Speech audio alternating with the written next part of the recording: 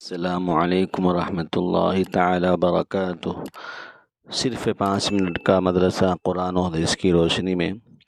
Number 1، اسلامی history 14 ذی الحجہ۔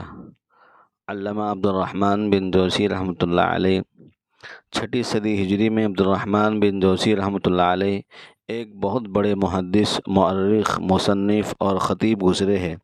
سن 508 ہجری میں بغداد میں پیدا ہوئے۔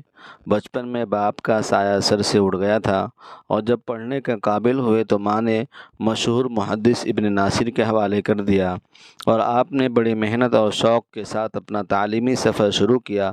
وہ خود فرماتے ہیں کہ میں 6 سال کی عمر میں مکتب میں داخل ہوا۔ بڑی عمر کے طلبہ میرے ہم سبق تھے۔ مجھے یاد نہیں کہ میں کبھی راستے میں بچوں کے ساتھ کھیلا ہوں یا زور سے ہنسا ہوں۔ آپ کو مطالعے کا بڑا گہرا شوق تھا۔ وہ خود بیان کرتے ہیں کہ جب کسی نئی کتاب پر میری نظر پڑ جاتی تو ایسا معلوم ہوتا کہ کوئی خزانہ ہاتھ آ گیا۔ میں نے صرف طالب علم کے زمانے میں 20,000 کتابوں کا مطالعہ کیا۔ نوعمری سے ہی آپ تصنیف و تالیف کی طرف متوجہ ہو گئے اور تقریباً 1,000 کتابیں لکھی۔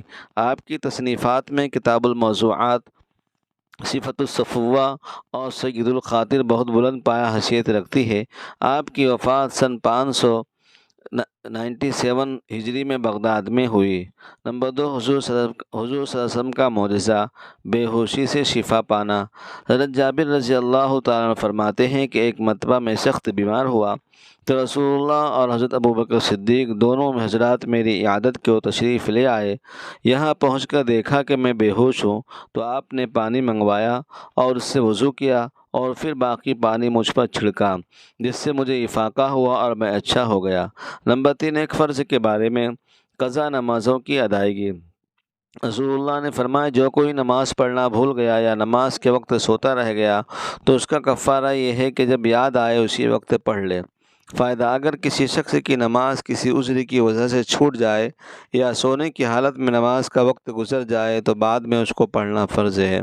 نمبر 4، ایک سنت کے بارے میں، گناہوں سے بچنے کی دعا۔ گناہوں سے بچنے کے لیے دعا پڑھے، اللہم ارحمنی بترک المعاصی ابدا ما ابقیتنی۔ ترجمہ، اے اللہ جب تک میں زندہ رہوں مجھے گناہوں سے بچنے کی توفیق عطا فرما۔ نمبر 5، ایک اہم عمل کی فضیلت، مسجد کی صفائی کا انعام۔ رسول اللہ نے فرمایا جو شخص مسجد کا کوڑا کرکٹ صاف کرے گا اللہ تعالیٰ اس کا گھر جنت میں بنائیں گے۔ نمبر 6، گناہ کے بارے میں، قرآن میں اللہ تعالیٰ فرماتا ہے جو لوگ کفر کرتے ہیں تو اللہ تعالیٰ کے مقابلے میں ان کا مال اور ان کی اولاد کچھ کام نہیں آئے گی، اور ایسے لوگوں ہی کا جہنم میں ایندھن ہوں گے۔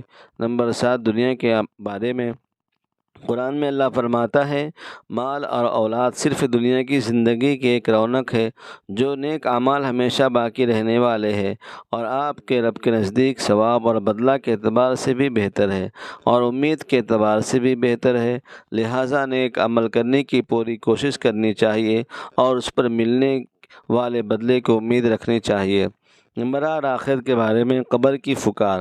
رسول اللہ نے فرمایا قبر روزانہ پکار کر کہتی ہے میں تنہائی کا گھر ہوں، میں مٹی کا گھر ہوں، میں کیڑے مکوڑے کا گھر ہوں۔ نمبر 9، طب نبوی سے علاج، بڑی بیماریوں سے حفاظت۔ ہمارے نبی نے فرمایا جو شخص ہر مہینے 3 دن صبح کے وقت شہد چاٹے گا تو اسے کوئی بڑی بیماری نہیں ہوگی۔ نمبر 10، نبی صلی اللہ علیہ وسلم کی نصیحت۔ رسول اللہ نے فرمایا اللہ تعالیٰ کی عبادت کرتے رہو، کھانا کھلاتے رہو اور سلام پھیلاتے رہو، ان اعمال کی وجہ سے جنت میں سلامتی کے ساتھ داخل ہو جاؤ گے۔ اب تمام بھائیوں بزرگوں سے گزارش ہے کہ آپ ہمارے اس پیغام کو سننے کے لیے ہمارے چینل کو سبسکرائب فرمائیں، آگے ضرور شیئر فرمائیں اور اپنی دعاؤں سے ہمیں ضرور نوازیں۔ شکریہ، وما علینا الا البلاغ المبین۔